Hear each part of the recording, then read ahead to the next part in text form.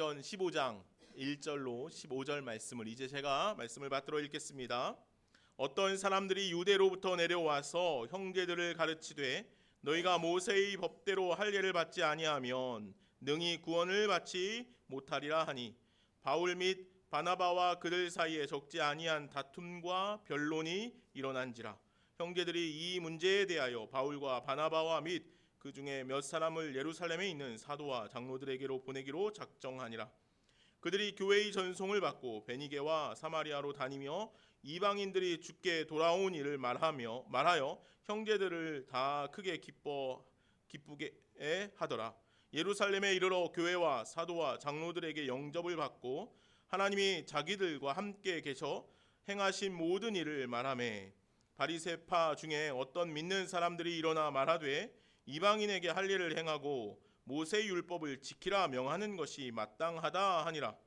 사도와 장로들이 이 일을 의논하러 모여 많은 변론이 있은 후에 베드로가 일어나 말하되 형제들아 너희가 알거니와 하나님이 이방인들로 내 입에서 복음의 말씀을 들어 믿게 하시려고 오래전부터 너희 가운데서 나를 택하시고 또 마음을 아시는 하나님이 우리에게와 같이 그들에게도 성령을 주어 증언하시고 믿음으로 그들의 마음을 깨끗이 하사 그들이나 우리나 차별하지 아니하셨느니라.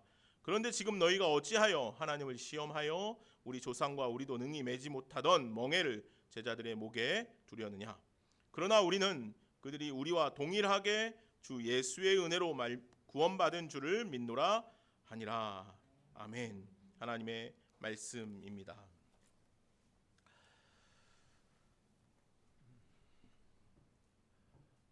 오늘 15장 말씀은 예루살렘 공의회가 개최된 사건에 대한 이야기입니다. 우리가 살피지는 않았지만 이제 안디옥 교회가 사울과 바나바를 따로 세워서 이제 이방 선교의 초석을 열어갔습니다. 그 말씀이 우리 지난주 나눴던 말씀이죠. 그렇게 따로 세워 이제 우리가 흔히 알고 있는 바울의 1차 전도 여행이 시작됩니다. 그 말씀이 13장, 14장에 등장하는 내용들이죠. 사도 바울이 바나바와 함께 이제 전도 여행을 이제 안디옥 교회의 파송을 받아서 하기 시작을 하죠. 한 2년여가 되는 아주 좀 긴 전도 여행이었습니다.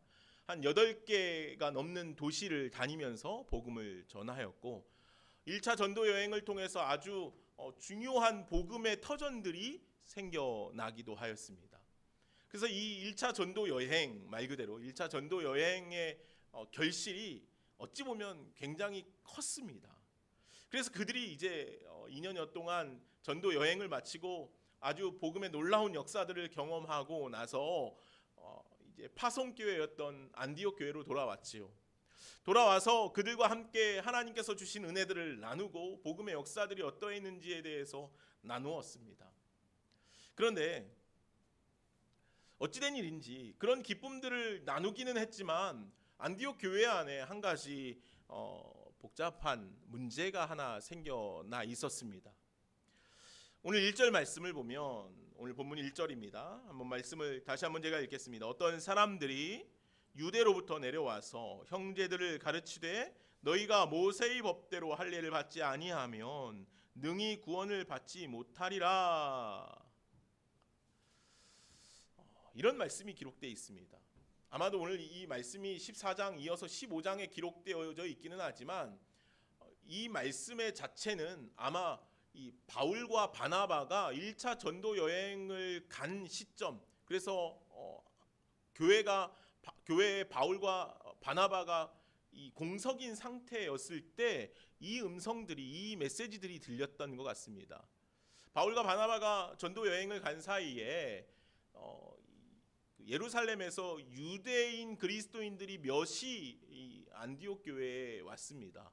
와서 그들을 살펴보니까 정말로 그들이 듣던 대로 안디옥 교회가 정말 놀랍도록 부흥하는 것이었습니다. 물론 예루살렘 교회도 우리가 이 사도행전 초반에 살펴보았지만 그 예루살렘 교회의 부흥이 얼마나 놀라웠습니까? 그죠? 그런 부흥의 역사들이 이방인 교회였던 안디옥 교회에도 일어나고 있었던 것이죠. 또 시기적으로 살펴보면 사실은 예루살렘 교회는 그렇게 부흥했다가 이 스데반의 죽음 이후로 조금 와해됐습니다. 뭐 하나님께서 원하신 일이기도 했지요. 그래서 예루살렘 교회는 지금 그 전에 이루었던 놀라운 부흥의 역사들, 부흥의 현장들을 막 경험할 수 없는 그런 교회가 되었습니다. 그것은 성도들의 어떤 연약함, 부족함 때문이 아니라 이제 많은 핍박과 외압으로 인해서 예루살렘 교회는 그런 역할을 할 수 없게 되었지요. 그런데 이제 자신들이 그 과거에 누렸던 그 놀라운 부흥의 역사들이 어디서 일어나고 있냐면 안디옥 교회에서 일어나고 있는 것입니다. 그래서 그 소문을 듣고 아마도 유대인 그리스도인들이 예루살렘에서 아마도 이 안디옥에 갔던 것 같습니다. 어떤 일이 일어나고 있는가. 가서 봤더니 말 그대로 그런 놀라운 복음의 역사들, 부흥의 역사들이 일어나고 있거든요. 그래서 이들이 이런 이야기를 합니다. 너희가 모세의 율법대로 할례를 받지 아니하면 능히 구원을 받지 못할 것이다. 너희들 지금 이렇게 막 성령의 역사가 일어나는 것 같고 교회가 막 성장하는 것 같고 너희들 안에 막 구원의 역사들이 일어나는 것 같지만 그런데 사실 너희들이 알지 못하는 것이 있어. 뭐냐면 모세의 율법대로 너희들이 할례를 받아야만 해. 그래야 진짜 구원이 너희들에게 임할 수 있어 라고 그런 가르침을 전하고 있었다는 것이죠. 바나바와 바울이 이제 1차 전도 여행을 마치고 돌아와서 그런 1차 전도 여행 가운데 있었던 놀라운 복음의 역사들을 나누고 전하고 난 다음에 보니 안디옥 교회 안에 그런 이야기들이 전해지고 있었던 것입니다. 그래서 오늘 2절 말씀을 보면 제가 한번 읽어보겠습니다. 바울 및 바나바와 그들 사이에 적지 아니한 다툼과 변론이 일어난지라. 그 문제 때문에 바울이랑 바나바 또 그 이야기를 전하고 있는 이들 사이에 논쟁이 일어난 것입니다. 분쟁이 일어난 것이지요. 바울과 바나바는 그동안 복음을 전할 때 안디옥 교회도 마찬가지고 1차 전도 여행을 다니면서 전한 그 복음의 메시지들도 마찬가지고 구원은 오직 그리스도의 십자가밖에 없습니다. 예수 그리스도 외에는 다른 무엇으로 구원을 위하여 추가될 수 있는 것이 없습니다. 이것이 바울과 바나바가 전하였던 복음의 메시지들이었습니다. 그런데 유대에서 온 몇몇 그리스도인들이 유대 바리새파 그리스도인들이었겠지요. 그들이 아니야. 그것만으로는 부족해.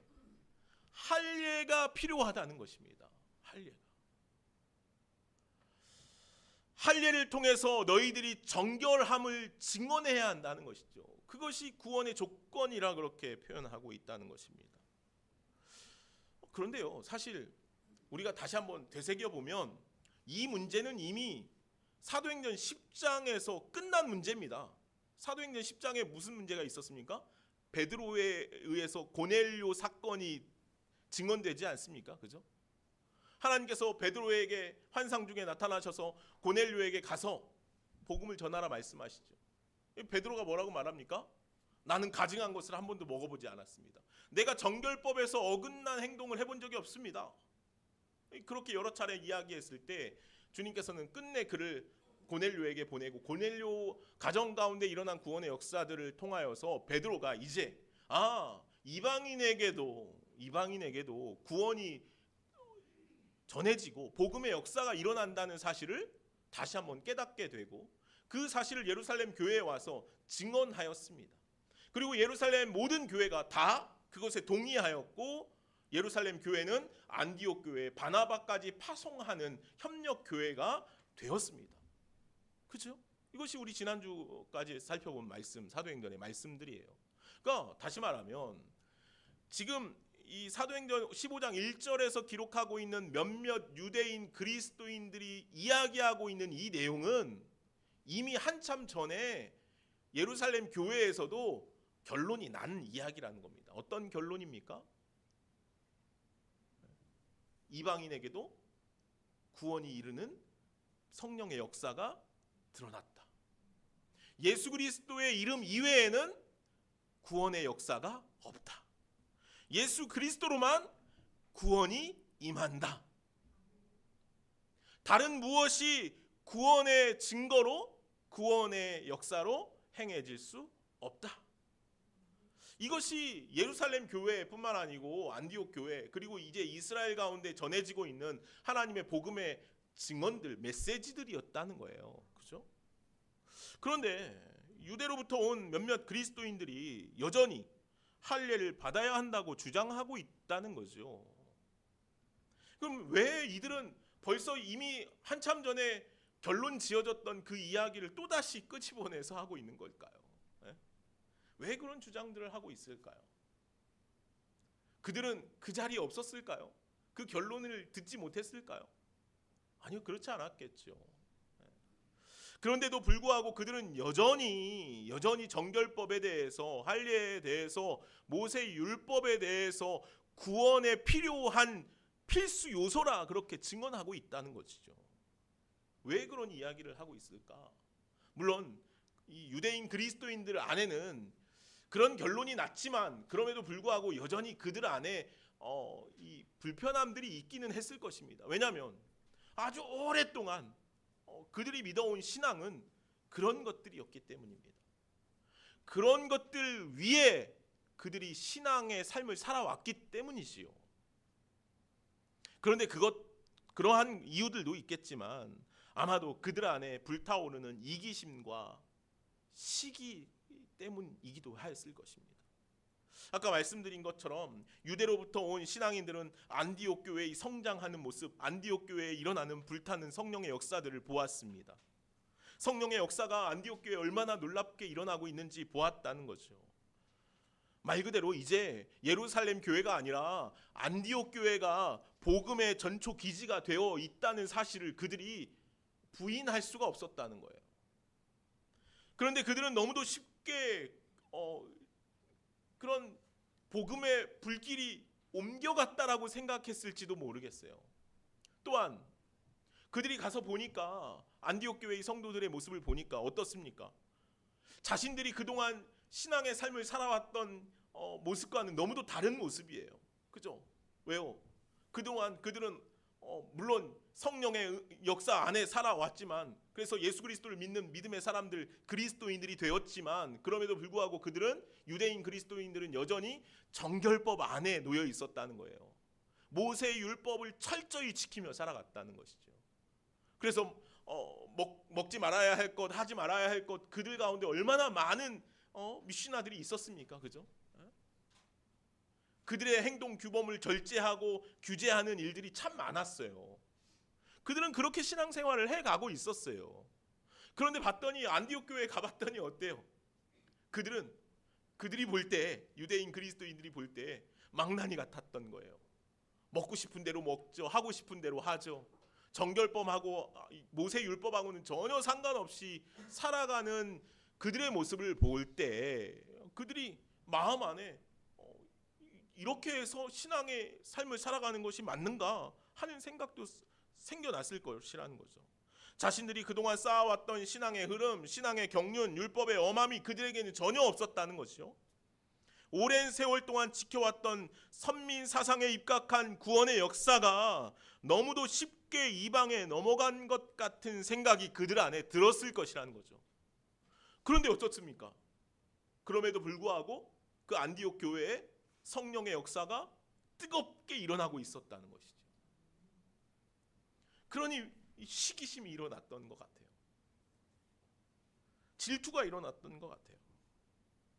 사실 유대인들이 지금까지 자신들의 신앙을 지켜올 수 있었던 가장 중요한 토대가 무엇이었냐면 사실은 선민 사상이죠.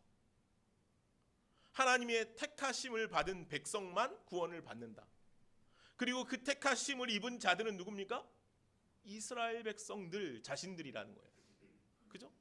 자신들에게만 하나님의 구원의 역사가 임할 것이라는 선민 사상 안에 살아가던 이스라엘 백성들이 이제 이방인에게도 그 구원의 문이 열렸다는 사실에 아마 마음이 그렇게 탐탁하지 않았던 것 같아요.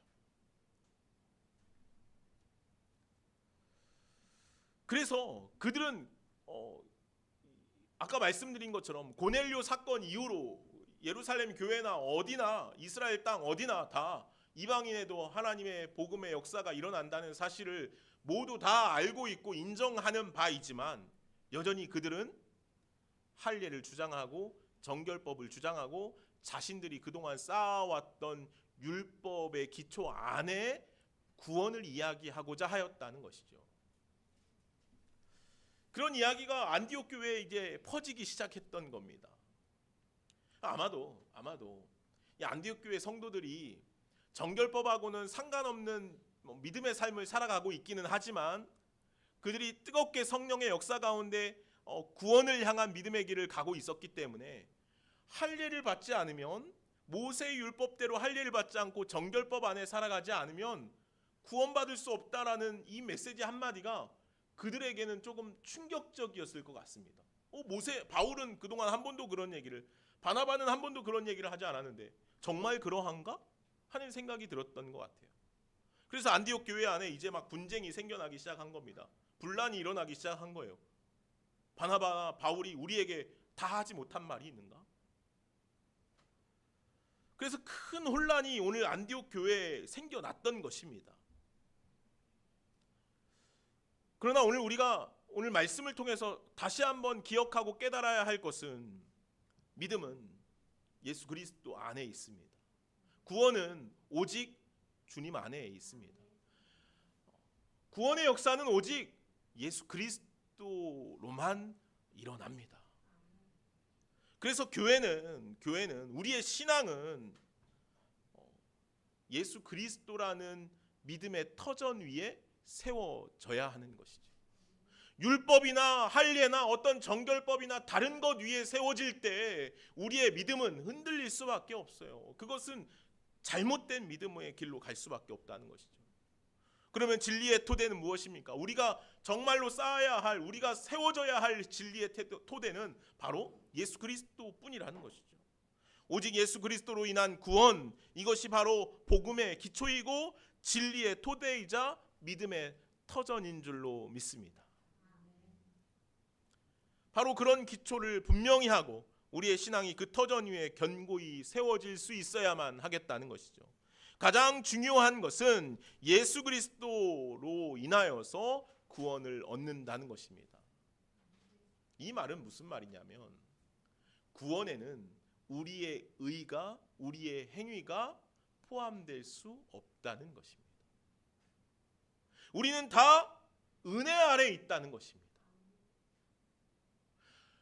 누구는 무엇을 해서 누구는 어떤 것을 해서 예수 그리스도의 구원의 자리에 서는 것이 아니라 우리는 다 예수 그리스도의 십자가의 값없는 은혜 아래에 있음을 기억하시기를 간절히 소망합니다.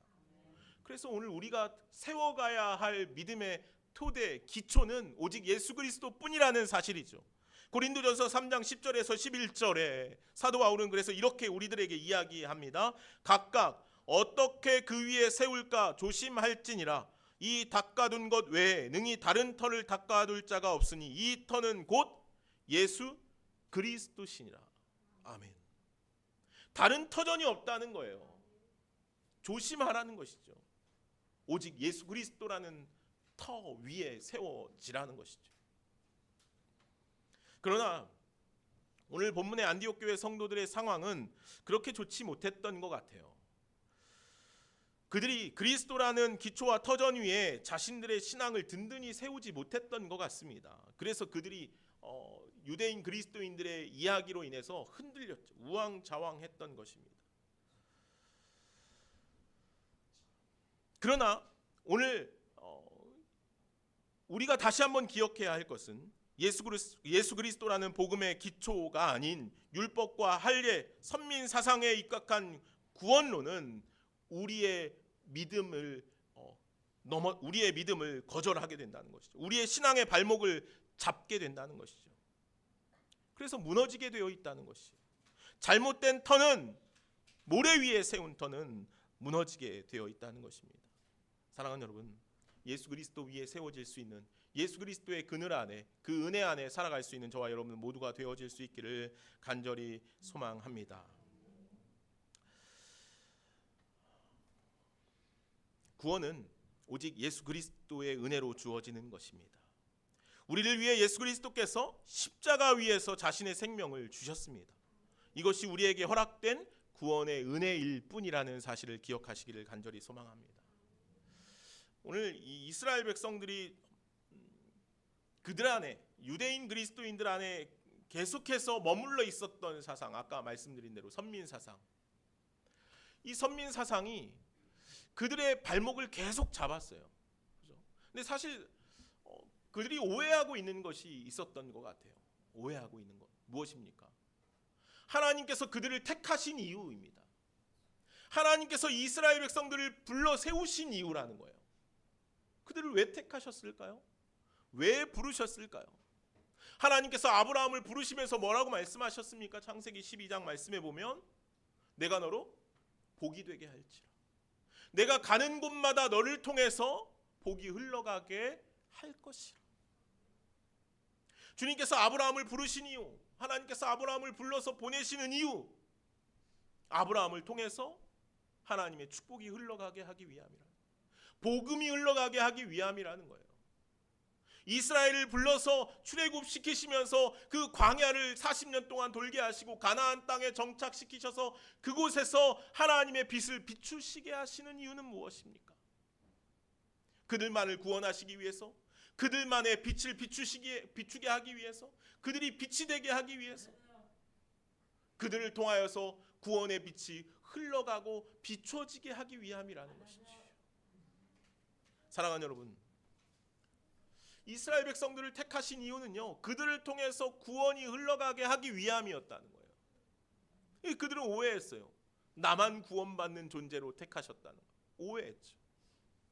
그래서 그들이 그렇게 살았는지도 모르겠어요. 우리가 지난주에 큐티 말씀들은 이사야 말씀들이었어요.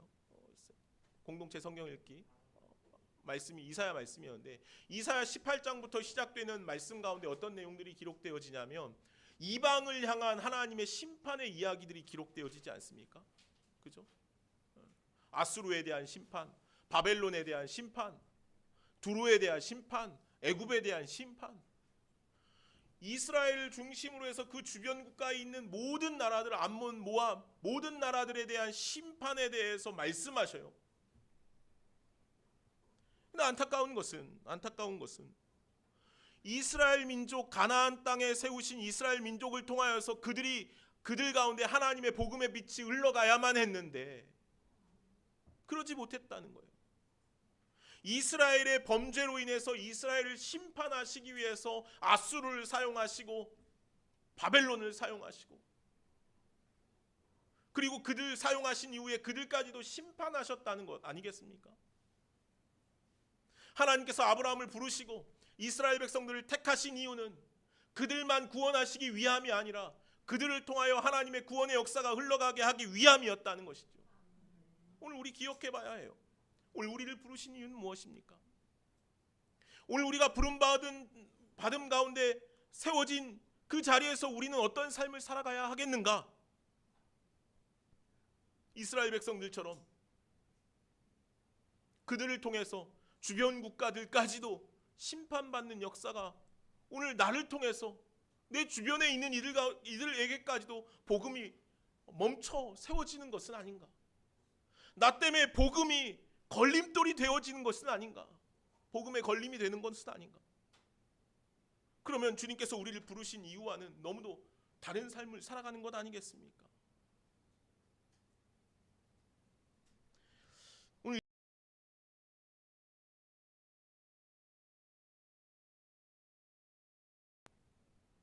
사랑하는 분 기억하시기 바랍니다. 오늘 주님께서 저와 여러분을 부르신 이유는 나를 통하여 주님의 복음의 빛이 흘러가게 하기 위함인 줄로 믿습니다. 나를 통하여서 구원의 역사들이 날마다 일어나게 하기 위함인 줄로 믿습니다. 구원은 오직 예수 그리스도께로만 있습니다. 그 예수 그리스도 안에, 그 예수 그리스도의 그늘 아래 거함으로 날마다 주님의 은혜의 빛을 비추며 살아갈 수 있는 저와 여러분 모두가 되어질 수 있기를 간절히 소망합니다. 기도하겠습니다. 사랑과 은혜가 많으신 하나님 감사합니다. 오늘 안디옥 교회 가운데 어려움이 생겨났습니다. 주님, 그들 가운데 다른 복음이 흘러 들어갔습니다. 예수 그리스도 외에는 다른 구원이 없다. 주님 분명 말씀하셨는데 오늘 우리들은 자꾸 다른 마음들을 품습니다. 주님, 오늘 우리가 오직 예수 그리스도 이외에 다른 구원이 없음을 다시 한번 고백합니다. 그래서 예수 그리스도 그늘 안에 살아갈 수 있는 우리 모두가 되게 하여 주시옵소서. 주님, 우리를 통하여 나를 통하여 구원의 역사가 날마다 흘러갈 수 있도록 주여 인도하여 주옵소서. 감사하며 예수님의 이름으로 기도하옵나이다. 아멘. 오늘 말씀을 기억하면서 함께